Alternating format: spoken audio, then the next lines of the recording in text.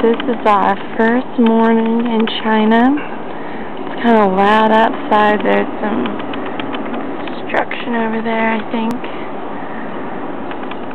So this is out my window.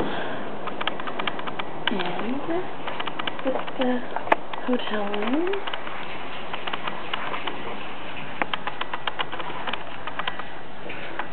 It's quite spacious, as you can see.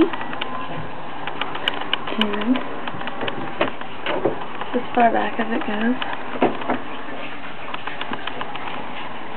And that's our bathroom. So yeah, this is it.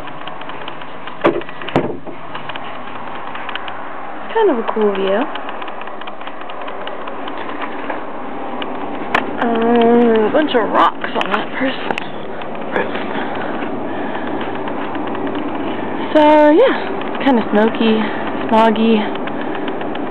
Some people were wearing masks riding their bikes around yesterday so they wouldn't die, I guess.